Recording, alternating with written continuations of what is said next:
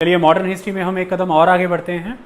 देखिए अगेन वही 1922 से 1930 के बीच में 1922 जब चौरी चौरा की घटना से नॉन कॉपरेशन मूवमेंट का अंत यानी कि सिविल डिसोबीडियंस के फर्स्ट फेज़ का एंड होता है और 1930 यानी कि फिर से सिविल डिसोबीडियंस स्टार्ट होता है। इन बिटवीन कई तरह के अलग आइडियोलॉजीज़ को हम पढ़ रहे हैं।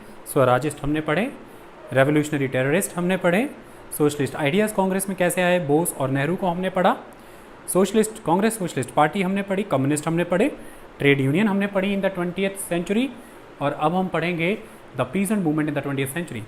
याद रखें 1757 बैटल ऑफ प्लासी के बाद से अंग्रेज़ों ने भारत में जब कंट्रोल कर लिया उसके बाद से उनकी ज़मींदारी, रैयतवाड़ी और महलवाड़ी प्रथा के खिलाफ, उनके रेवेन्यू सेटलमेंट सिस्टम के खिलाफ इंडियन पीजेंट ने, चाहे उनके स्टेट फार्मिंग के खिलाफ, कमर्शलाइजेशन ऑफ एग्रीकल्चर के खिलाफ, किसी भी प्रक्रिया के खिलाफ इंडियन पीजेंट ने कितने भी रिवॉल्ट किए वो सब हमने पहले पीजेंट रिवॉल्ट्स में करा दिए।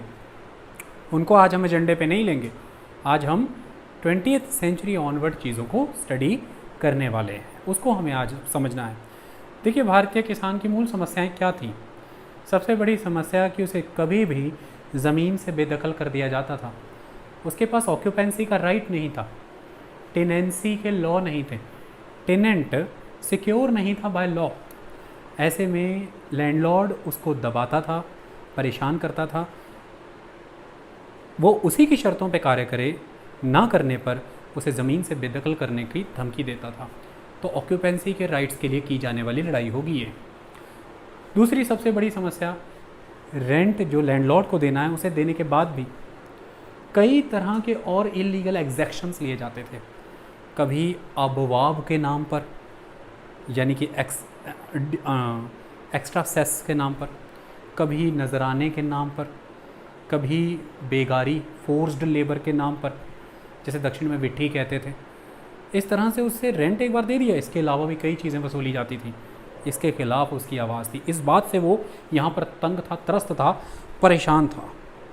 तीसरी सबसे बड़ी समस्या, उसकी जो कमर्शियल क्रॉप है उसकी सही वाजिब कीमत बाज़ारों में ना मिलना, उसे उस कीमत पर उठाना जो कीमत बिचौलिए के द्वारा तय की जा रही है, तो मिडलमैन का बहुत बड़ा हिस्सा ले जाना।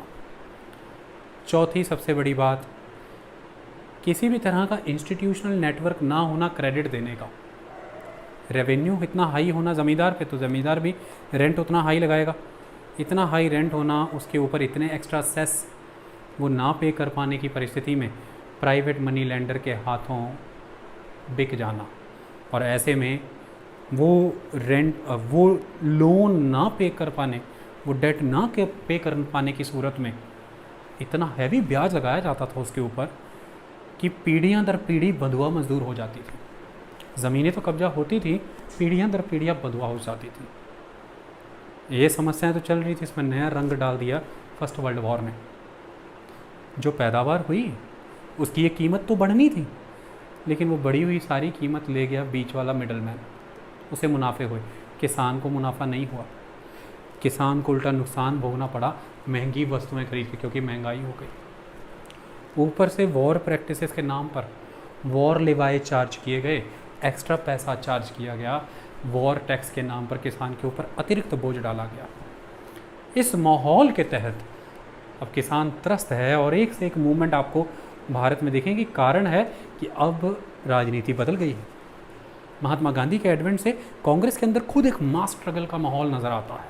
ये बड़ी चीज़ थी। दूसरी इंपॉर्टेंट चीज़, इंडियन नेशनल कांग्रेस समझ चुकी थी कि बिना पीजेंट और ट्रेडर की सपोर्ट, वर्कर की सपोर्ट के नेशनल लेवल मूवमेंट क्रिएट नहीं हो सकती। इसे करना ज़रूरी है। लगातार इतिहासकारों के लेख, लगातार उस समय के दिग्गज पत्रकारों के लेखों के माध्यम से किसान वर्ग भी जागरूक हो रहा था कि उसे किन चीज़ों को मांगना है सरकारों से, मनी लेंडर से, लैंडलॉर्ड से। ऐसे में अब आपको ऑर्गेनाइज्ड कैंपेन नज़र आएंगे, ऑर्गेनाइज्ड मूवमेंट, ऑर्गेनाइज्ड प्रोटेस्ट नज़र आएंगे, जिनके लीडर्स होंगे जो बाहर से आएंगे, इंटेलिजेंशिया सेक्शन से आएंगे, और अगर वो किसान भी हैं तो वो इंटेलेक्चुअल होंगे। इसके तहत अब ये कैरेक्टर में एक चेंज पाया जाता है इस मूवमेंट के।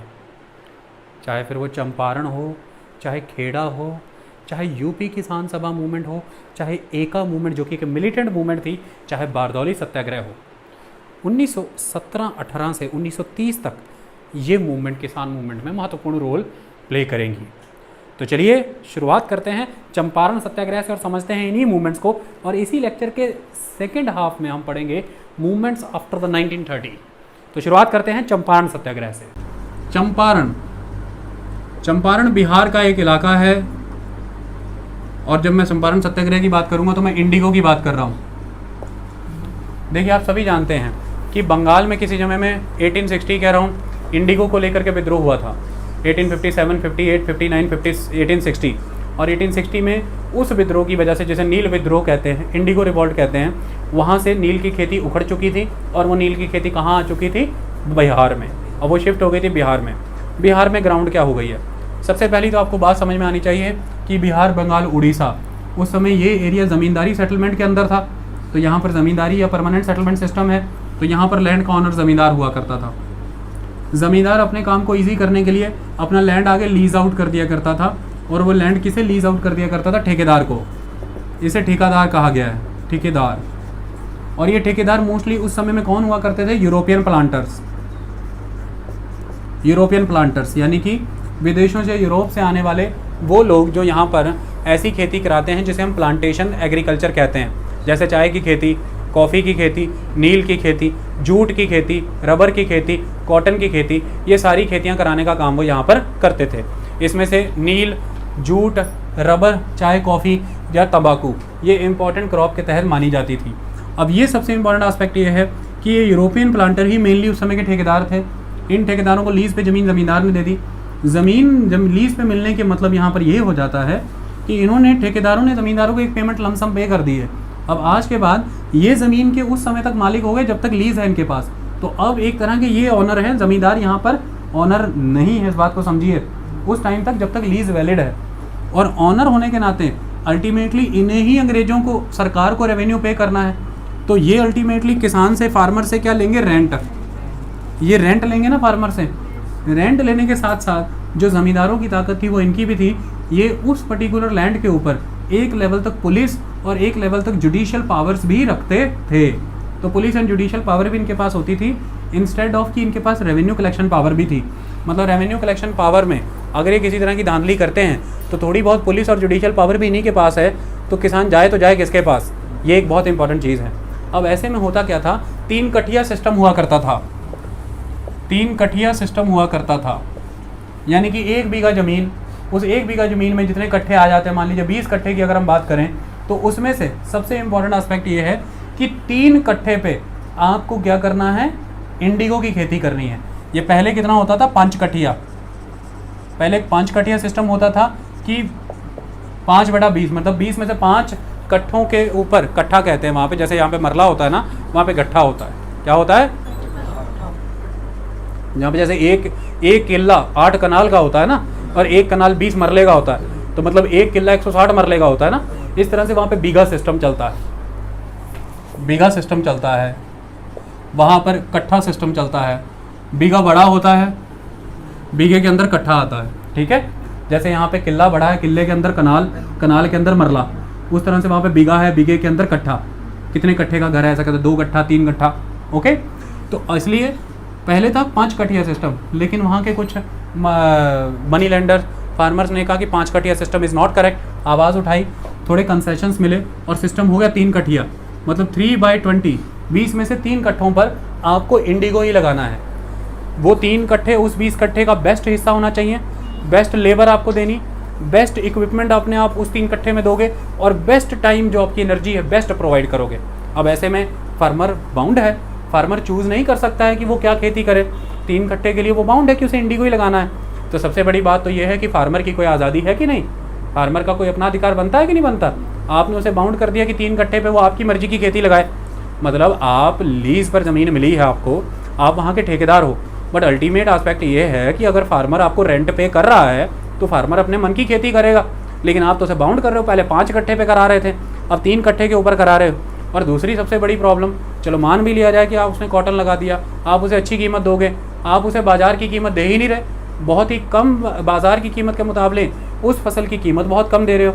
तीसरा एस्पेक्ट, वो फसल लगाने की वजह से उसके खेत की उपजाऊ क्षमता बर्बाद हो रही है, जिसकी वजह से बाकी की क्रॉप भी नहीं हो पा रही। तो एक तो लैंड कम हो रहा है अंडर द फूड ग्रेन, नुकसान हो रहा है किसान का। दूसरा, जो एंड प्रोडक्ट क्रॉप प्रोड्यूस हो रही है कॉटन की, उसकी मार्केट वैल्यू भी प्रॉपर नहीं मिल रही है। तीसरी बात, जो ठेकेदार है यानी कि जो यूरोपियन प्लांटर है, वो जिस एरिया में अपनी पर्सनल कॉटन की खेती कर रहा है, वहाँ पे इन लोगों से बंधुआ मजदूरी भी करा रहा है, जबरन लेबर भी करा रहा है, उसके लिए वेजेस भी उनको पे नहीं कर रहा। तो किसान यहाँ पर इतने तंग थे कि मैं आपको नहीं बता सकता। और अचानक से परिस्थितियाँ बदल गई। 1900 के बाद जर्मन्स ने सिंथेटिक कलर बनाना शुरू कर दिया। इंडिगो का बूटा इसलिए लगाया जाता था, इंडिगो का पौधा इसलिए लगाया जाता था, इससे कलर पैदा होता था, तो वो कलर कपड़ा रंगने में काम आता था, रंग बनाने के काम आता था। 1900 के बाद जब यूरोप में जर्मन्स ने सिंथेटिक डाई बना दी, अचानक से इंडिगो प्लांट की कीमत और उसकी मांग गिर गई। जब मांग गिर गई तो कीमत गिर जाएगी। सिंथेटिक डाई ने उसकी जगह पकड़ ली। अब यूरोपियन प्लांटर तिलमिला रहा है कि मैं तो ज़मींदार से लीज कर चुका हूँ, मैंने तो उसको पैसा दे दिया। और इधर से इंडिगो की कीमतें गिर गई हैं अंतर्राष्ट्रीय बाजार में। क्यों? क्योंकि जर्मन्स ने सिंथेटिक डाई बना ली। सिंथेटिक डाई सस्ती है, उसकी वैल्यू ज़्यादा है, तो हर कोई वो लगाना चाहता है, किसी को भी ऑर्गेनिक और नेचुरल डाई नहीं चाहिए। ऐसे में मुझे जो अब नुकसान हो रहा है कि मेरा नील उस कीमत पे नहीं बिक रहा, वो मैं कैसा पूरा करूं? तो उन्होंने रेंट बढ़ा दिया इतना। उन्होंने वो चीज़ पूरी करने के लिए क्या किया, उनके पास राइट है ना रेंट बढ़ाने का, टेम्परेरी ऑनर वही है ना, तो उन्होंने रेंट बढ़ा दिया इतना ज़्यादा, उस पर भी कई तरह के सेस लगा दिए, कई तरह के सरचार्ज लगा दिए, और किसान पे जिम्मेदारी डाल दी कि इतने समय तक के लिए आप हमको ये रेंट पे करोगे, क्योंकि नील की खेती से वो कमाई अब नहीं है। और हमारे साथ आपका यही एग्रीमेंट हुआ था कि इस कीमत के तल्लक आप इतना नील हमें पैदा करके दोगे। किसान को ये समझ नहीं आया कि ऐसा कब तय हुआ था कि इस कीमत के मुकाबले इतना नील पैदा होगा। नील पैदा होगा बस 3 कट्ठे पे, ये एग्रीमेंट था। कहते नहीं, एग्रीमेंट ये था, अदरवाइज़ हम इसे पैदा ही क्यों कराएंगे। और ये नील लगवाने के लिए ज़बरदस्ती उनको एडवांस लोन दिया करते थे ये अंग्रेज, और उस एडवांस लोन पे इंटरेस्ट भी बढ़ा दिया। एडवांस लोन जो देते थे ज़बरदस्ती उस पर इंटरेस्ट बढ़ा दिया।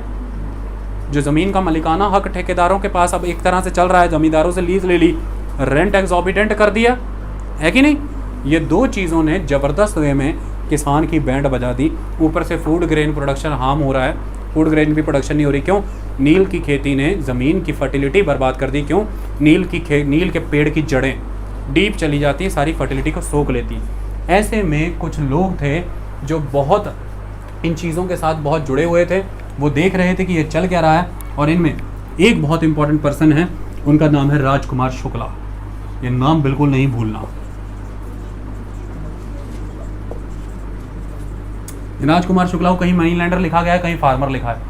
राजकुमार शुक्ला बिल्कुल भी सेटिस्फाई नहीं थे अंग्रेजों के इस प्रोसेस के तहत। और कौन साथ दे रहा था जानते हो? पुलिस साथ दे रही थी। जो किसान 3 कठिया सिस्टम को फॉलो नहीं करता था, पुलिस क्या करती थी, उनके हाथ बांध करके पीछे उनको एक लाइन में लिटाती थी, और उनकी फिर आपस में बाहें बांध देते थे, और उनकी छाती पर बल्लियाँ बांधी जाती थी, और उन बल्लियों को बांध करके उन्हें घसीटा जाता था। दूसरा तरीका ये होता था कि नीम के या दूसरे पेड़ों के साथ उनकी बॉडी को बांध दिया जाता था, और वो उसको बांध करके उनके हाथ ऐसे बांध दिए जाते थे जैसे उन्होंने हग किया पेड़ को, और उस पर आती थी लाल चींटियाँ, और वो लाल चींटियाँ उनके बदन को काटती थी, लेकिन वो कुछ कर नहीं सकते थे। क्यों? क्योंकि उन्हें हाथ बंधे होते थे। इस तरह से प्रताड़ित किया जाता था किसानों को।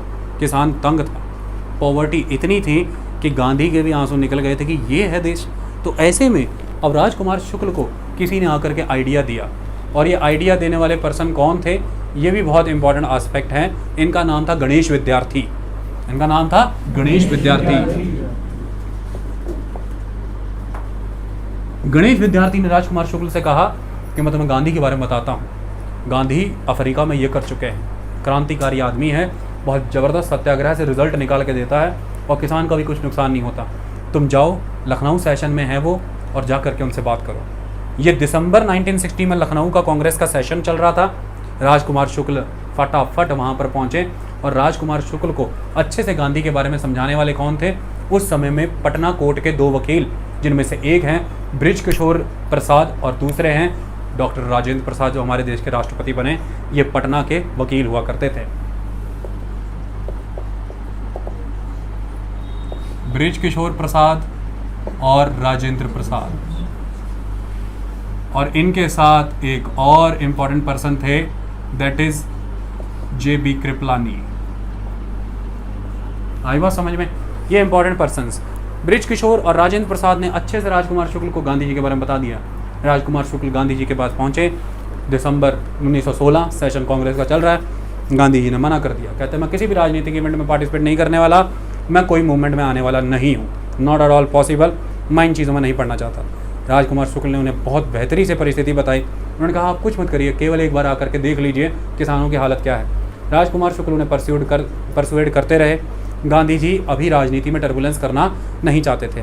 आगे समय बढ़ गया, कलकत्ता में एक सेशन हुआ, गांधी जी वहाँ पहुँचे हुए थे। वहीं पर राजकुमार शुक्ल उनके पीछे पीछे, गांधी कन्विंस हुए कि मैं विजिट करूँगा। अप्रैल 1917, कौन? अप्रैल 1917 फिर the date of the Champaran Satyagraha. April 1917 Gandhi ji ने चंपारण विजिट की। अभी गांधी चंपारण एंटर हुए थे कि उसी समय चंपारण मोतिहारी के मैजिस्ट्रेट ने नोटिस इशू कर दिया कि पहली ट्रेन पकड़ के आप वापस निकलिए, आप चंपारण में रुक नहीं सकते। और चंपारण का जो कमिश्नर था, यानी कि जो मैजिस्ट्रेट था, वो इस रूल को अप्लाई कर देना चाहता था। जब ये चीज़ हुई तो गांधी जी ने उससे मैं कहा आई कैन नॉट, मैं नहीं जाऊँगा। तो ये है गांधी जी का पहला डिसओबीडियंस, जो क्या है? Civil disobedience.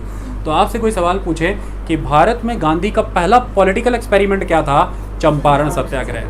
भारत में पहला सविनय अवज्ञा, सिविल डिसओबीडियंस, सविनय, पूरी रिस्पेक्ट से विनय करते हुए अवज्ञा कर देना, ये चंपारण सत्याग्रह। गांधी जी ने बोला मैं नहीं जाऊंगा। उन्होंने बोला कि आपको जाना होगा, आप यहाँ पर नहीं रह सकते।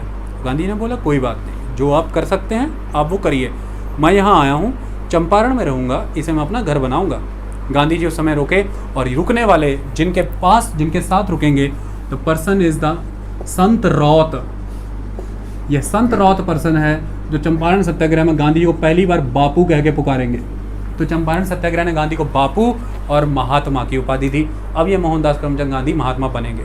गांधी जी के डिनाई करने पर गांधी जी अरेस्ट कर लिए गए। जब गांधी जी अरेस्ट किए गए, गांधी जी का चाम और ऑरा ऐसा बना था लोगों के बीच में कि लोगों का हुजूम इकट्ठा हो गया जब उन्हें ले जाया जा रहा था जज के पास। इसे देख करके पुलिस प्रशासन सन्न था कि इस हुजूम को अब कैसे कंट्रोल करें।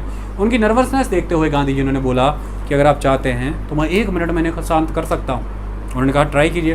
तो गांधी जी ने लोगों से कहा कि मैं तुम्हें हर परिस्थिति से बाहर निकालूंगा, सिर्फ मेरी तरफ देखो, चुप रहो और जो मैं करता हूँ उसका सपोर्ट करो। मैंने रूल ब्रेक किया है, मजिस्ट्रेट मुझे अरेस्ट करेगा क्योंकि मैंने रूल ब्रेक किया है, और वो मुझे जेल में ले जा करके डालेगा क्योंकि मैंने रूल ब्रेक किया है। ये दोनों चीज़ों के लिए मजिस्ट्रेट का अधिकार बनता है कि वो मुझसे ये करे, लेकिन मैं अपने साथ पूरी लॉयर्स की एक टीम लेकर के आया हूँ। मूवमेंट रुकेगी नहीं, मैं जेल जाऊँगा, ये भी मूवमेंट का हिस्सा है। तुम इस मूवमेंट को समर्थन ऐसे करोगे कि तुम इसे एक्सेप्ट करो कि मैंने रूल ब्रेक किया है, वो मुझे अरेस्ट करेंगे, कोई वायलेंस नहीं करोगे, पूरी तरह से ओबीडियंट रहोगे और जैसे मैं कहता हूँ करोगे। ये चीज़ देख करके पुलिस भी सन्न रह गई क्योंकि सारी भीड़ ईजिली डिस्पर्स हो गई। सब गांधी की बात मान करके चले गए। गांधी आराम से अंदर गए, मैजिस्ट्रेट ने उन्हें रिलीज़ कर दिया कि कोई क्राइम नहीं बनता। गांधी जी को परमिशन दी गई कि आप चंपारण जाइए, किसानों से मिलिए, जो चाहते हैं वो करिए। गांधी जी किसानों के घर गए, वकीलों की पूरी टीम लेकर के 8000 किसानों के टेस्टिमनीज लिए, 8000 किसानों के बयान लिए, उनकी सिचुएशन रिकॉर्ड की, डिटेल में सबसे बात की। चंपारण सत्याग्रह कुछ था ही नहीं, कुछ किया ही नहीं, सिर्फ स्टेटमेंट लेना, टेस्टिमनीज लेना, बयान लेना। अंग्रेज हिल गए थे कि ये नया है, ऐसा कभी नहीं हुआ भारत में, क्योंकि स्टेटमेंट्स लेना किसी के, टेस्टिमनीज लेना, डाटा और स्टैटिस्टिक्स इकट्ठे कराना, टीम बना करके राजेंद्र प्रसाद और कृपलानी की टीम बनाई और बोला कि सारे डाटा इकट्ठे किए जाएं, मुझे सारे स्टैटिस्टिक्स चाहिए कि फार्मर कितना पे कर रहा है, कितनी पैदावार हो रही है, अंतर्राष्ट्रीय बाज़ार में क्या मांग थी, उसकी कीमत क्या होती थी, ज़मींदार को किस रेट पर ज़मीन दी गई, उसने लीज़ किस रेट पर की, आगे ठेकेदार ने कितना रेंट लिया, इंटरेस्ट पे लोन कितना दिया गया और इंटरेस्ट कितना चार्ज किया गया, कितने टाइम तक, और क्या क्या लॉ कहता है कि क्या क्या मॉर्गेज हो सकता है, क्या पशु मॉर्गेज हो सकते हैं, क्या किसान का घर मॉर्गेज हो सकता है, क्या किसान के बच्चे मॉर्गेज हो सकते हैं, क्या ब्रिटिश लॉ इसकी आज़ादी देता है कि बच्चे तक मॉर्गेज कर लिए जाएँ। इतने सवाल ही बहुत थे। क्वेश्चनर पढ़ करके अंग्रेजी सरकार हड़कंप में आ चुकी थी कि कोई भी चीज़ की आज़ादी ब्रिटिश लॉ नहीं देता था, लेकिन सब कुछ हो रहा था। और ये सब अगर एक क्वेश्चनर के फॉर्म में रिज़ल्ट प्रिपेयर होता तो कुछ नहीं होना था। फिर हायर अथॉरिटीज़ को पिटीशंस लिखे जाने थे, और उनका वो पर्दाफाश किया जाना था जिसमें वो ये कहते थे कि we are civilising the natives, हम लोगों को सिविलाइज करने आए हैं। ऐसा बिल्कुल भी नहीं था। और अगर ये हो जाता उसी दिन चंपारण सत्याग्रह से क्रांति में बदल जाता, क्योंकि लोगों को सत्य दिख जाता और सरकार इसे डिफेंड नहीं कर पाती। सारी टेस्टिमनीज ली जा रही थी। किसानों को कहा गया कि आपको अब सत्य से आग्रह करना है, सिविल डिसोबीडियंस। आप रेवेन्यू नहीं देंगे। कौन सा रेवेन्यू? ये बढ़ा हुआ रेवेन्यू, क्योंकि इसी समय में जो रेंट बढ़ाया गया वो नहीं पे करेंगे। तो रेंट पे नहीं करना, आपको मारा जाए आप सहेंगे, आप ना नहीं करेंगे। आप इंडिगो की खेती अब नहीं करेंगे, आप लोन और इंटरेस्ट वापस नहीं करेंगे। लेकिन ये सब कुछ पूरी विनती के साथ करना है, कोई किसी तरह की टर्बुलेंस नहीं चाहिए। ये सब हुआ, सरकार झुकी। बिहार सरकार उस समय बात नहीं मान रही थी। भारत की अंग्रेज़ सरकार ने बिहार सरकार को बोला कि इमीडिएटली इसके ऊपर जांच कमेटी बैठाई जाए। जांच कमेटी बैठाई गई, जांच कमेटी ने जांच दी, उनका एट्रोसिटीज़ की गई हैं। प्लांटर ने रेंट बहुत बढ़ाया, मनी लेंडर साथ में मिला हुआ था, बहुत ज़बरदस्ती एडवांस लोन दिए गए, इंटरेस्ट बहुत ज़बरदस्त चार्ज किया गया और इसके तहत चंपारण एग्रीकल्चरल एक्ट निकल करके आया। और उस चंपारण एग्रीरियन एक्ट के तहत कुछ शर्तें निकल करके आईं और वो शर्तें ये थी कि बढ़ा हुआ रेंट नहीं लिया जाएगा किसान से। पहली बात, आज के बाद किसान बाउंड नहीं है, किसान अपने खेतों में जो करना चाहता है वो कर सकता है। मतलब किसान अब 3 कटिया सिस्टम फॉलो नहीं करेगा। 3 कटिया सिस्टम हमेशा के लिए एंड कर दिया गया। और तीसरी इंपॉर्टेंट आस्पेक्ट, यूरोपियन प्लांटर्स को बोला गया कि आप law of the land follow करेंगे, फ्री हैंड आपको नहीं दिया जाएगा, अदरवाइज़ आपके अगेंस्ट केसेस रजिस्टर किए जाएंगे और आपको पनिशमेंट दी जाएगी। तो किसान 3 कटिया सिस्टम से मुक्त हुआ, इंटरेस्ट रेट और लोन सेटल किए गए और जो उस समय में बढ़ा हुआ रेंट था उसे वापस लिया गया। यह चंपारण सत्याग्रह की जीत थी। तो कुल मिलाकर के यहीं से गांधी जी को मेन क्रेडिट मिला। एक खून नहीं, एक डंडा नहीं, एक लाठी नहीं। देखो स्टेटमेंट्स वर वेरी फर्म और वो स्टेटमेंट्स मैं आपके सामने पढ़ना चाहता हूँ ताकि आपको फील हो कि एक नेशनल लेवल का मुहिम कैसे शुरू होती है और ये प्रोसेसेस कैसे एग्जीक्यूट होते हैं। इस तरह से जब पूरा पुलिस प्रशासन आपके खिलाफ खड़ा हो, ये कहना, जब आपको ये कहा जाए कि पहली ट्रेन पकड़ के निकलिए और आगे से आप ये कहें कि I can not, it is not easy, for that you need guts. ये गट्स के साथ कहा जाता है। और सेकंड आस्पेक्ट, आपके फेवर में इतना बड़ा हुजूम खड़ा हो और आप ये कहें लोगों से कि मैंने गुनाह किया है तो मुझे पकड़ा जाएगा, इट इज़ ऑल्सो लीगल। क्योंकि गांधी जी ये कहते थे कोई भी इलीगल चीज़ किसी इलीगल वे में मारी नहीं जा सकती। ये बात आप हमेशा याद रखना। उनका कहना ये था किसी इलीगल को ख़त्म करने के लिए इलीगल वे अपनाया नहीं जा सकता, क्योंकि फिर एक नए इलीगल का जन्म होगा, उसको कैसे ख़त्म करोगे? तो कभी ना कभी तो लीगल होना पड़ेगा। तो उनका स्टेटमेंट आता है, वो क्या है मैं आपको पढ़ के सुनाता हूँ। Gandhi disobeyed this order. He was summoned to appear before the court. The magistrate stated, if you leave the district now and promise not to return, the case against you will be withdrawn. Gandhi replied, this cannot be. I came here to render humanitarian and national service. I shall make Champaran my home and work for the suffering of the people. उसके बाद गांधी जी के बारे में वो जो हुजूम जुड़ता है, तो गांधी कहते हैं, लोगों से वो आग्रह करते हैं कि you must show your faith in me and in my work by remaining quiet. The magistrate had the right to arrest me because I disobeyed his order. If I am sent to jail you must accept that as just. We must work peacefully and violent act will harm out the case. तो ये उनका उस समय का बयान था. आई बात समझ में? गांधी जी ने जब किसानों के बीच में विचरण किया वो ये मान गए कि इतनी एब्जेक्ट पॉवर्टी मैंने नहीं देखी. बहुत ही भयावह दृश्य है, बहुत ही भयावह परिस्थिति है. इसके बाद अब हम पढ़ेंगे that is Kheda Satyagraha. Champaran Satyagraha clear? आपको क्वेश्चन क्लियर हो गया कि भारत में लैंड होने के बाद 1917 में गांधी जी का पहला राजनीतिक इवेंट कौन सा था? यही चंपारण सत्याग्रह. बापू कह करके पुकारे गए, संत रौत के द्वारा ये कहा गया और कई तरह के लोग साथ जुड़े हैं चंपारण सत्याग्रह में. जैसे कि हमने नाम पढ़े थे, उन नाम में गणेश विद्यार्थी आते हैं. राजकुमार शुक्ल के आग्रह पर ही वो चंपारण गए.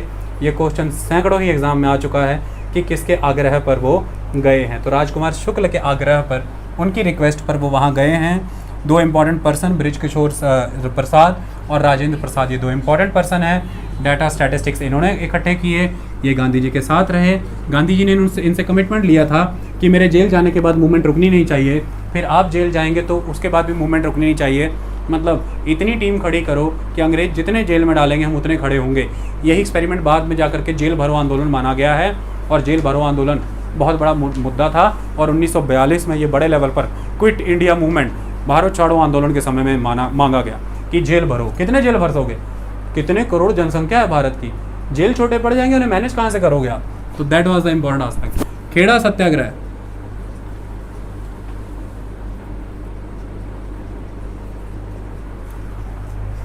देखिए खेड़ा सत्याग्रह का क्या सिस्टम है, ध्यान से समझिए। इसका टाइम कौन सा आ जाता है? ये 1918, खेड़ा सत्याग्रह 1918।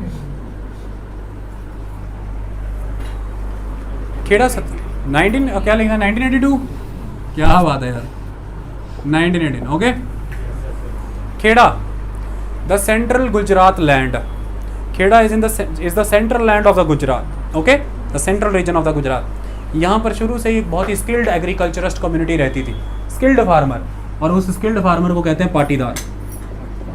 कौन है? द पाटीदार। पाटीदार माने द पाटीदार पटेल समाज। बहुत ही स्किल्ड एग्रीकल्चरिस्ट हैं। लेकिन सेकंड इंपॉर्टेंट एस्पेक्ट इनके बारे में बहुत इंपॉर्टेंट, स्किल्ड एग्रीकल्चरिस्ट होने के साथ साथ ये अच्छे एजुकेशन में भी हाथ रखते हैं, यानी कि एजुकेशन में भी हाथ रखते हैं, और ये अच्छे स्किल्ड एग्रीकल्चरिस्ट भी हैं। तो शुरू से ये यहाँ पर पाटीदार समाज एक तरह से खेतीबाड़ी किया करता था। अब अल्टीमेटली होने क्या लगा, यहाँ पर भी सेम वही कंडीशंस एग्जिस्ट कर जाएंगी जो बाकी एरिया में हुआ करती थी। जैसा महाराष्ट्र में हुआ वही यहाँ पर आपको गुजरात में भी नज़र आएगा। तीन चीज़ें यहाँ पर एक साथ हो जाएंगी। सबसे इंपॉर्टेंट एस्पेक्ट, बहुत ही एग्जॉर्बिटेंट रेवेन्यू चार्ज किया जा रहा है, ये पहली चीज़ है, रेवेन्यू बहुत हाई है, ये first aspect. Second important aspect ये भी बहुत ज़बरदस्त, इस समय में 1918 में बड़े लेवल पर प्लेग फैला हुआ था, प्लेग बहुत बड़े लेवल पर फैला हुआ था। और इसी समय में इमीडिएट रीज़न इज़ कि 17,000 लोग कॉलरा से मारे गए थे, कॉलरा से मारे गए थे। तो कॉलरा से मारे जाने वाले इतने लोग, ऊपर से प्लेग, ऊपर से रेवेन्यू इतना भारी, और यही वो साल थे जिन सालों में ड्रॉट आ गया, यानी कि फैमिन की परफेक्ट कंडीशन बनी है। Poverty, famine, revenue hike, plague, cholera, लोगों के बीच में strong habit of the alcoholism को ये लोग फॉलो किया करते थे। ये सारी चीज़ें यहाँ पर वर्क कर रही थी, और गांधी जी अल्टीमेटली यहाँ पर वेंचर करेंगे। लेकिन यहाँ से भारत को मिलेगा एक बहुत ही बड़ा नेता जिसका कद बहुत ऊंचा है भारत के इतिहास में, और इस नेता का नाम है वल्लभ भाई पटेल। सरदार अभी नहीं बनेंगे, सरदार बारदौली के बाद बनेंगे, अभी वो वल्लभ भाई पटेल हैं।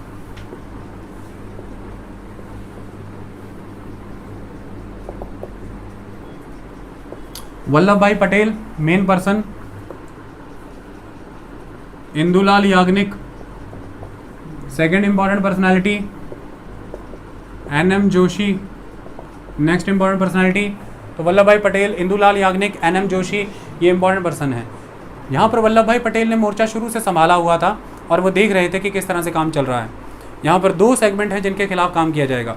पहला सेगमेंट यहाँ पर भी वही मनी लेंडर, बड़े लेवल पर वो मनी लेंडर जो है वो लोन दे रहा है, और उसमें बहुत बड़े लेवल पर इंटरेस्ट रेट चार्ज कर रहा है, यानी कि मनी लेंडर, शाहूकार समाज, ये सारा समाज एकजुट काम कर रहा है।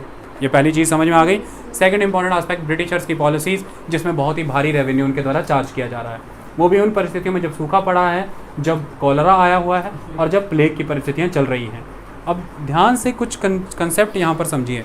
यहाँ के किसान के द्वारा एक्सपेरिमेंट्स वल्लभ भाई पटेल की लीडरशिप के तहत हुए। वल्लभ भाई पटेल ने यहाँ पर एक ग्रुप बनाया, खेड़ा ग्रुप के तौर पर उस ग्रुप को जाना जाता है, और ग्रुप के तहत ही सारी मूवमेंट ऑर्गेनाइज़ की जा रही थी। मूवमेंट वुमेन के द्वारा भी इसमें पार्टिसिपेट किया गया। वल्लभ भाई पटेल की मूवमेंट की एक खासियत है, चाहे वो बारदौली की बात हो, चाहे वो खेड़ा की बात हो, वुमेन पार्टिसिपेट उसमें करती रही है। ये बात भी आपसे पूछी जाती है। इस ग्रुप के तहत किसानों को समर्थन दिया जा रहा था, और वो समर्थन कैसा था, ध्यान से समझिए। अंग्रेज़ों के द्वारा क्या किया गया, जब इन लोगों के द्वारा बढ़ा हुआ रेवेन्यू नहीं दिया जा रहा था, क्योंकि इन्होंने सभी ने अवज्ञा कर दिया, सिविल डिसोबीडियंस कर दिया कि हम इसे पे नहीं करेंगे, तो अंग्रेज़ों के द्वारा रेड मारी गई। इनके हाउसेस, इनके मवेशी, इनकी अनाज, इन चीज़ों को कन्फिस्केट कर लिया गया। तो यहाँ पर एक बहुत यूनिक चीज़ निकल करके आई कि जब अंग्रेज ये करवा रहे थे और इन चीज़ों को कन्फिस्केट कर रहे थे, तो बशर्ते कि उनका विरोध करें लोग किसान उनका विरोध करें, किसान अपने सारे इम्पॉर्टेंट वैल्यूएबल गुड्स और बाकी चीज़ें सारी की सारी उस कमेटी को गिफ्ट डोनेट करते चले जा रहे थे जो वल्लभ भाई पटेल ने बनाई। मतलब यहाँ पर किसान उस फॉर्मूले पे था कि एक गाल पे थप्पड़ मारोगे तो हम दूसरी आगे करेंगे, तुम हमारे घर आके जानवर ले जाओ, हमें ले जाओ, घर ज़मीन कब्जा लो, हम तुम्हारा विरोध नहीं करेंगे और हम तुम्हें मारेंगे नहीं, गाली नहीं देंगे और हम किसी तरह से भी ऑफेंसिव नहीं होंगे। इनफैक्ट अपना सब कुछ उठा करके उस कमेटी को दिया जा रहा है, जो कमेटी सेंट्रल लेवल पर इस सारी पोजीशन को मैनेज कर रही है। तो एक तरह का खेड़ा सत्याग्रह इस बात के लिए जाना जाता है कि यहाँ पर लोअर एंड अपर कास्ट दोनों एक साथ आए हैं। कौन? लोअर एंड अपर कास्ट दोनों एक साथ आए हैं। ये अल्टीमेट यूनिफाइड सत्याग्रह था। इसमें थोड़े समय के बाद साउदर्न गुजरात के रीजन के लोगों ने भी समर्थन दिया, जैसे वडोदरा, काठियावाड़, इन्होंने बोला हम भी आपके साथ हैं, तो वो भी इसमें आकर के जुड़ गए। यानी कि एक बहुत वाइड स्प्रेड मूवमेंट के तौर पर जानी गई और गांधी सब कुछ ऊपर खड़े होकर के as a spiritual Guru of the movement इसे देखते रहे। तो Gandhi was the spiritual leader, actual leader was the Vallabh भाई पटेल। गांधी की मूवमेंट ये थी कि कोई भी यहाँ पे वायलेंस नहीं करेगा, वायलेंस करेगा तो मैं चला जाऊँगा, सब कुछ पीसफुली होगा। गारंटी करता हूँ कि जो तुम्हें चाहिए वो मिलेगा। वो क्या है कि पाटीदार समाज गरीब है, रेंट नहीं पे कर सकता, रेवेन्यू नहीं पे कर सकता, बड़ा हुआ वो नहीं दिया जाएगा, लेकिन जैसा मैं कहूँगा वैसा करना है। बस ये वो तुम्हारे घर कब्जा करने आएंगे, तुम्हारे बिलोंगिंग्स लेकर के जाएंगे, तुम्हें उकसाएंगे कि तुम कुछ करो ताकि तुम्हारी अरेस्ट डाली जाए। मैं अरेस्ट हो जाऊँगा, मैं अंदर जाऊँगा, मूवमेंट चलती रहेगी, लेकिन तुम जितने ज़्यादा चीज़ें वो लेकर के जाएंगे, तुम्हें उन्हें पानी, खाने पीने की चीज़ें और बाकी सामग्रियाँ ऑफर करनी है, क्योंकि घर आया आदमी मेहमान है, तुम्हें मेहमान की तरह ट्रीट करना है। दैट्स इट, बाकी आई विल मैनेज। सेम इसी तरह से हुआ। पुलिस हेल्पलेस थी कि क्या करें, वो जाते हैं, वो खुद खोल करके जानवर देते हैं कि ले जाओ। ज़मीन कब्जा करके क्या करें जब किसान ही नहीं है काम करने को, और घर ले करके किसी का क्या करेंगे हम। अल्टीमेट एस्पेक्ट भी लोगों पे असर ही नहीं हो रहा, वो डर नहीं रहे, वो डर करके हमारे आगे हाथ नहीं जोड़ रहे कि हमसे जो साइन कराना करा लो, हमारे जानवर दे दो, निर्भय हो चुके हैं। ऐसे में हम क्या करें। तो ऐसे में फाइनली पुलिस, मजिस्ट्रेट और प्रशासन झुकता है, इंडियन गवर्नमेंट से ऑर्डर आता है, गुजरात गवर्नमेंट इस चीज़ को आगे परस्यू करती है और एक ट्रूस निकाला जाता है, बीच का रास्ता निकाला जाता है कि ठीक है, जो गरीब पाटीदार है उससे रेंट नहीं लिया जाएगा, अगले 2 साल का रेंट माफ़ किया जाता है, बढ़ा हुआ रेंट नहीं लिया जाएगा और अगले 2 साल का रेंट माफ़ किया जाता है, लेकिन जो अमीर पाटीदार है, जो देने की कंडीशन में है, उससे रेंट लिया जाएगा। इस कंडीशन को एक्सेप्ट किया जाता है और गांधी जी खेड़ा सत्याग्रह में गांधी जी का विरोध हुआ है इस मामले में कि गांधी जी ने कंप्लीट विन नहीं की, ये एक पार्शियल विन थी। लेकिन मैं आज आपको एक बात बता देता हूँ कि खेड़ा सत्याग्रह का उद्देश्य ही बहुत डिफरेंट था। It was totally different. Why? What was different?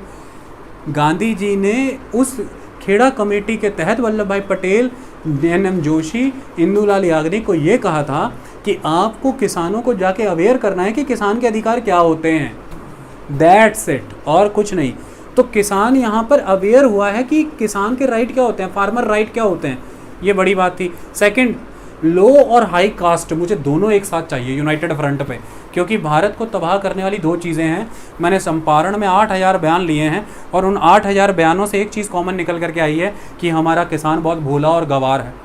अभी उसे कुछ नहीं पता कि कौन से कानून उसके अधीन है, उसकी इग्नोरेंस की वजह से लोग उसे एक्सप्लॉइट करते हैं। यूरोपियन प्लांटर यूरोप में ये नहीं कर पाया, लेकिन इंडिया में कर पाया, क्योंकि due to the ignorance of our farmer. ये ना हो तो ये हो ही नहीं सकता। तो एक तो एजुकेट करना है फार्मर को। और आज मैं आपको एक बात बता दूं कि गांधी चंपारण सत्याग्रह के तहत इनिशियल लेवल पे भारत में 3 स्कूल एस्टेब्लिश कर गए थे। ड्यूरिंग द चंपारण सत्याग्रह उन्होंने 3 स्कूल इस्टेब्लिश कर दिए, क्योंकि उनका मानना ये था कि non education, illiteracy, unawareness and ignorance is the reason of the abject poverty, sufferings and the atrocities committed by the European planters. इन चीज़ों को खत्म करना होगा। तो एजुकेशन सिस्टम पे इसलिए बल था गांधी का शुरू से। इसी तरह से उन्होंने यहाँ पर जब खेड़ा सत्याग्रह की बात की तो उन्होंने कहा कि किसानों में जागरूकता ही नहीं है, अवेयरनेस नहीं। दूसरा, किसानों में भेदभाव है, मुझे हाई कास्ट लो कास्ट किसान एक साथ चाहिए, दोनों को एक साथ लेकर के आओ। तो ये दूसरा एस्पेक्ट था यूनिटी का एस्पेक्ट किसान यूनिफाइड फ्रंट दे करके गया, किसान 100% नॉन वायलेंस और अल्टीमेट सत्याग्रह वे में आगे आया, और किसान को अल्टीमेट अवेयरनेस हुई अपने अधिकारों को लेकर के। ये तीसरी चीज़ थी, गांधी इसी चीज़ों को विजय मानते थे। गांधी का सीधा सीधा अंग्रेज़ों से खुले तौर पर रिजिड होकर के कोई भी इशू नहीं था कि हम इसे मुचाइटा लें या पंगा लें और सारी चीज़ें वायलेंस हो जाएं और लोगों पे अत्याचार हो जाए। इसकी वजह से उन्होंने बड़े पाटीदार समाज को रेंट पे करना चाहिए ऐसी शर्तें मानी, लेकिन वो समाज इस बात में क्या हक में था कि गांधी पार्शियल विक्टी करके चले गए, एक वर्ग का फ़ायदा कर करके चले गए। ये खेड़ा सत्याग्रह के तौर पर जाना जाता है। आई बात समझ में? खेड़ा सत्याग्रह ने गांधी को महात्मा के टाइटल को और आगे बढ़ाया, गांधी के सभी एक्सपेरिमेंट्स को सफल बनाया, और यह प्रूव था कि गांधी एक नेशनल लीडर हैं। चंपारण सत्याग्रह ने उन्हें एक राष्ट्रीय नेता बनाया, खेड़ा ने उस पर मोहर लगा दी, और क्या कहने थे, बस अभी 1919 और 20 की बात है, गांधी नेशनल लेवल पर नॉन कॉपरेशन करेंगे, और वो भी किसके कहने पर? कांग्रेस। और वो गांधी जो भी 1915 में आए हैं। अभी 4 साल हुए हैं और 1885 में बनी कांग्रेस को लूट गए पूरी तरह से और मंच ले गए। ये है एक कलाकारी, ये है करिश्मा। ओके, और आपको मैं बता दूं, खेड़ा सत्याग्रह के जस्ट बाद मदुरई में जाकर के गांधी, ये बात याद रखना, मदुरई में जाकर के गांधी जी ने अपना सारे वस्त्र और जो भी पहनते थे सब त्यागे और लायन क्लॉथ और सिंगल क्लॉथ में रहना शुरू किया। ये कहाँ हुआ? मदुरई में। मदुरई में गांधी जी ने अपने वो पैंट कोट और बाकी कपड़े, क्योंकि जिस समय की मैं बात कर रहा हूँ ये ये गांधी जी की 40s की बात है। गांधी जी इस समय 40 साल की उम्र में, और गांधी जी ने वो जो एक सिंगल लायन क्लॉथ यानी कि धोती पहननी शुरू की है, और ऊपर वो पहले एक कपड़ा रखते थे, बाद में कपड़ा भी छोड़ दिया उन्होंने। ये मदुरई में हुआ है। और आपसे कोई पूछे कि गांधी जी ने अपनी उस खास गुजराती स्टाइल की जो वो पगड़ी सर पे पहनते थे वो कब त्यागी है? तो खेड़ा सत्याग्रह में वो पगड़ी त्याग दी, क्योंकि गांधी मानते थे कि कोई सिरमौर जैसी चीज़ नहीं, कोई ऊंच नीच नहीं, स्टेटस में इक्विटी होनी चाहिए, और ऊंचा और नीचा एक साथ आएगा। तो पगड़ी पहन करके एक स्पिरिचुअल गुरु नहीं चल सकता है, मैं इनकी तरह ही बिल्कुल बार्ड हूँ, दैट्स इट। ओके, तो बेयर हेडेड वो चले। क्लियर हुई? इसलिए उन्होंने बाद में जाकर के बाल भी, ये ज़रूरी होता है, चाहे बुद्ध हो चाहे कोई भी हो। ये भी कभी बताऊंगा कि बाल क्यों मुड़वा लेते हैं। ठीक है, अब हम आगे बढ़ते हैं और हमें पढ़नी है किसान सभा मूवमेंट और एका मूवमेंट। किसान सभा मूवमेंट और एका मूवमेंट क्या है? देखिए, अब मैं बात कर रहा हूँ उत्तर प्रदेश की, और मैं बात करने जा रहा हूँ 1918 की। क्यों मिटाया मैंने, मुझे खुद नहीं पता।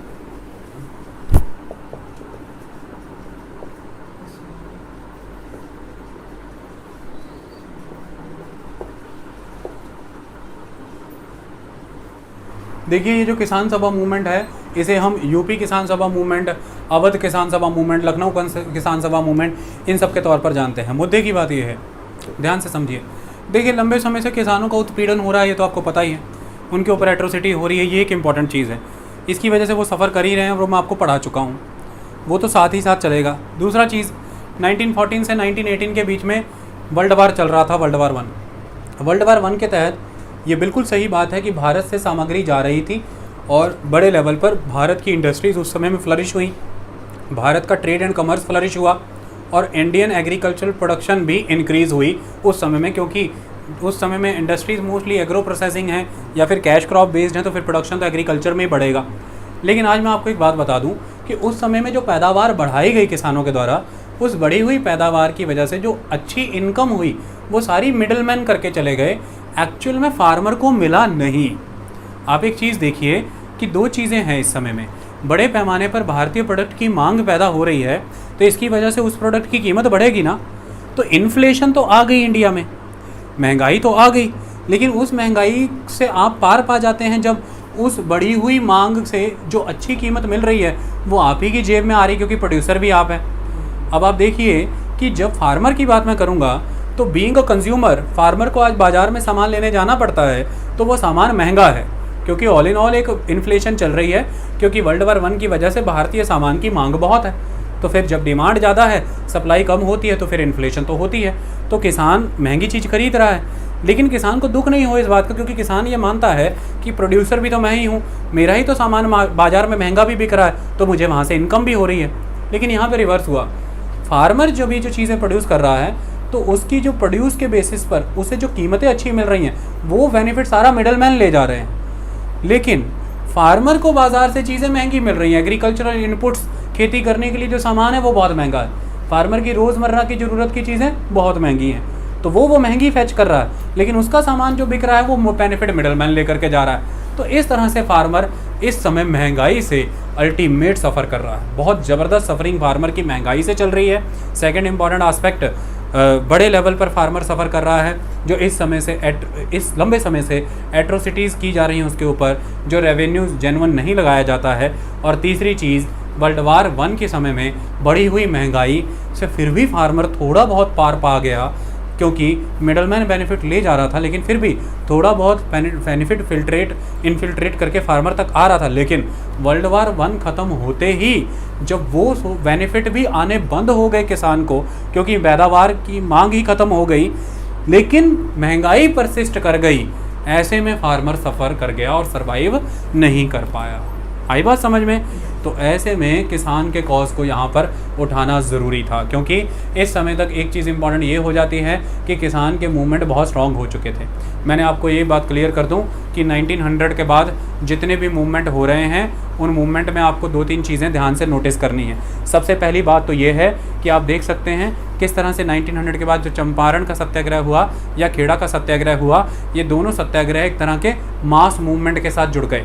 यानी कि ये लोकलाइज्ड कैरेक्टर के नहीं रहे, ये सिर्फ फार्मर्स के द्वारा नहीं किए गए, इन्हें इंटेलिजेंसिया सेक्शन का सपोर्ट मिला है, ये प्रॉपर कॉन्स्टिट्यूशनल वेज फॉलो करके काम किया जा रहा है। और चंपारण में तो एक्स्ट्रा कॉन्स्टिट्यूशनल और खेड़ा में तो एक्स्ट्रा कॉन्स्टिट्यूशनल भी वे फॉलो किया गया, यानी कि सविनय अवज्ञा, सिविल डिसओबीडियंस। मतलब आप सिर्फ प्लीज़ या पिटीशंस या एप्लीकेशंस लेख करके ही फार्मर को फ़ायदा नहीं दिला रहे हैं, आप तो जो लॉ है, जो एडमिनिस्ट्रेशन है, उसे डिनाई कर रहे हैं, उसे डिसओबीडियंस करके आगे जा रहे हैं। तो it is a concept of extra constitutional aspect of the movements. ये सारी बातें यूपीएससी प्रीलिम्स में आती हैं, मैं इसलिए समझा रहा हूँ कि जो 1900 के बाद के आपके सत्याग्रह हुए, चाहे चंपारण के चाहे खेड़ा के, उसमें एक्स्ट्रा कॉन्स्टिट्यूशनल वेज अपनाए गए हैं, क्योंकि ये डिसओबीडियंस कर रहे हैं, ये नियमों के तहत नहीं, नियमों से बाहर जाकर के काम हो रहा है। और सेकंड एस्पेक्ट, इसमें जो प्रोटेस्ट करने वाला पर्सन है उसके मॉरल कंसाइंस को जगाया जा रहा है, यानी कि उसे सत्याग्रह करने को कहा जा रहा है। उसे ये कहा जा रहा है कि अगर तुम्हारे ऊपर उत्पीड़न होगा, तुम रिवर्ट उस फॉर्म में नहीं करना, अगर मुझे अरेस्ट किया जाए तुम हंगामा नहीं करना, अगर तुम्हारे पशु या तुम पर उत्पीड़न किया जाए तुम उस फॉर्म में रिप्लाई नहीं करना, तुम तटस्थ रहना, तुम पैसिव रेजिस्टेंस करना, एक्टिव रेजिस्टेंस नहीं। तुम 2 डंडे मारे तो 4 लेना, वो ख़त्म हो जाएगा, तुम्हारी टॉलरेंस ही उसे ख़त्म कर देगी। तो एक तो मॉरल कंसाइंस को स्ट्रॉन्ग किया जा रहा है, एक एक्स्ट्रा कॉन्स्टिट्यूशनल तरीके अपनाए जा रहे हैं, ये इनमें देखा। इसके पहले जो मैंने आपको डेक्कन के राइट्स बताए थे, उनमें भी एक खासियत थी कि वो डेक्कन राइट्स के लोगों को समर्थन मिला था महाराष्ट्र के इंटेलिजेंसिया सेक्शन से। जैसे उस समय में पूना सार्वजनिक सभा जैसी एक ऑर्गेनाइजेशन काम कर रही थी, पूना सार्वजनिक सभा, और उस पूना सार्वजनिक सभा के को फाउंडर हुआ करते थे MG राणाडे, महागोविंद राणाडे। वो सपोर्ट कर रहे थे पूरी की पूरी उस डेक्कन राइट मूवमेंट को। और दूसरा, जो पहले के ज़मींदार हुआ करते थे, जिन्हें कुछ राइट्स मिला करते थे, बाद में ब्रिटिशर्स के आ जाने के बाद उन ज़मींदारों के राइट चले गए, तो उन अर्स्टवाइल ज़मींदारों का भी, प्रॉपर्टी लैंडेड होल्डर्स का भी साथ मिल रहा था उन राइट्स को। तो ये मूवमेंट्स आप देख सकते हैं कि ये इंटेलिजेंसिया के सपोर्ट से आई। और जो 1900 के बाद की मूवमेंट है उसमें इंटेलिजेंस का सपोर्ट है प्लस मास मूवमेंट है, वो बड़ी मूवमेंट का रूप धार रही है। क्यों? क्योंकि सीधा सीधा गांधी इसे कर रहे हैं जो कांग्रेस के सेशन होल्ड करते हैं, लगाते हैं, लॉयर्स और बैरिस्टर्स इसे आकर के ज्वाइन कर रहे हैं। It is a kind of mass movement. Okay, ऐसे में जब हम यूपी की बात करते हैं, और ये यूपी की जो किसान सभा है, सबसे इम्पॉर्टेंट चीज़ ये है कि इस यूपी किसान सभा में 2 इम्पॉर्टेंट पर्सन आपको देखने को मिलेंगे। पहले पर्सन का नाम यहाँ पर है गौरी शंकर मिश्र,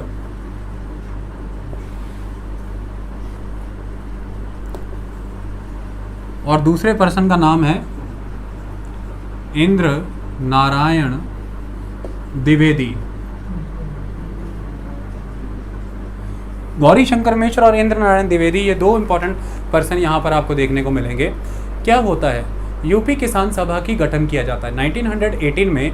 उत्तर प्रदेश किसान सभा बनाई जाती है किसान सभा मूवमेंट करने के लिए। किन चीज़ों के विरोध में? जो चीज़ें मैंने आपको भी बताई। इस उत्तर प्रदेश किसान सभा के थोड़े ही समय के अंदर लगभग 454 सेंटर्स खुल जाते हैं, 454 ब्रांचेस खुल जाती हैं, और मूवमेंट बहुत ही वाइड स्प्रेड हो जाती है। इसके तहत ये कहा जाता है कि जो सरकार के द्वारा रेवेन्यू चार्ज किया जा रहा है इतना बढ़ा करके, आपको वो रेवेन्यू उस लेवल पर पे नहीं करना है। ये पहली चीज़ है। दूसरा इंपॉर्टेंट एस्पेक्ट इसमें यह कहा जाता है कि अगर मनी लेंडर, सेम कंसेप्ट, आपसे कोई हाई इंटरेस्ट रेट चार्ज कर रहा है, आपको वो पे करना नहीं है, किसानों को अवेयर किया जा रहा है, किसानों को एजुकेट किया जा रहा है और सरकार और मनी लेंडर के खिलाफ एक माहौल बनाया जा रहा है, लोगों को सिखाया जा रहा है कि अन्याय कैसे होता है और उसको आपके खिलाफ कैसे आवाज़ उठानी है। इसमें एकदम से चेंज आ जाएगा जब एक पर्सन एंटर हो जाएंगे और उस पर्सन का नाम है संत रामचंद्र।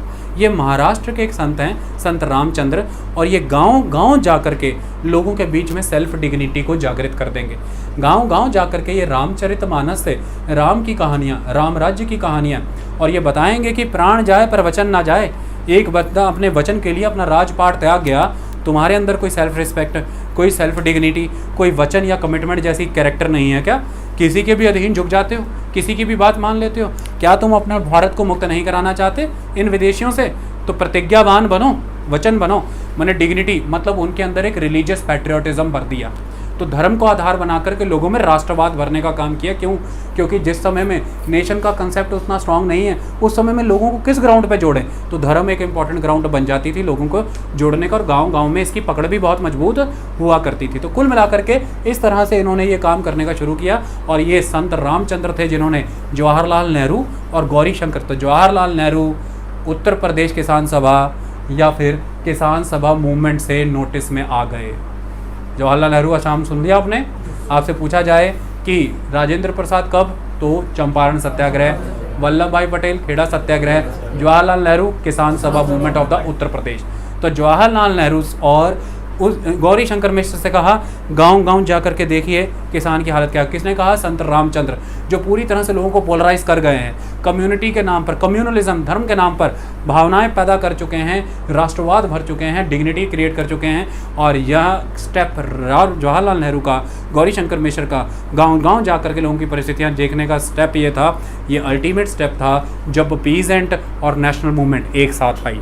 तो पीजेंट एंड नेशनल मूवमेंट को एक साथ लाने के प्रयास हर किसी ने किए हैं। खेड़ा सत्याग्रह के तहत भी वल्लभ भाई पटेल का सबसे इम्पोर्टेंट रोल था। उन्होंने, गांधी ने उनको कमांड दी थी कि जितना भी एजुकेटेड मिडिल क्लास है ना अर्बन एरियाज़ में, कोई फ़ायदा नहीं है, कोई सक्सेस नहीं मिलेगा। 1885 से लगे हुए तुम, इस सारे एजुकेटेड पब्लिक को, एजुकेटेड मासेस को पीजेंट के क्लोज लेकर के आओ, इन्हें पीजेंट से जोड़ो। किसान और पढ़ा लिखा वर्ग जब हाथ मिलाएगा तब अंग्रेजों की सांस फूलेगी, तब सिस्टम चरमराएगा, तब जाकर के सत्ता हाथ में आएगी और आज़ादी मिलेगी। ये इंपॉर्टेंट चीज़ है। यहाँ पर भी रामचंद्र ने ऐसा किया। और जवाहरलाल नेहरू और गौरी शंकर मिश्र को बोला गांव गांव जा कर के देखो। तो youth, urban youth rural area में गया। उन्होंने जब लोगों को जा कर के देखा, लोगों में एक लहर और क्रांति दौड़ गई कि पढ़ा लिखा यूथ, लॉयर्स, बैरिस्टर्स हमारे बीच आके खा रहे हैं, बैठ रहे हैं, हमारे कॉज को आज सुन रहे हैं, तो मतलब हमारा कुछ हल निकलेगा। आज हमारी बात सुनी जाती है और कांग्रेस की एक क्रेडिबिलिटी है। इस प्रोसेस के तहत आगे चला, एजेंडा तय कर दिया गया।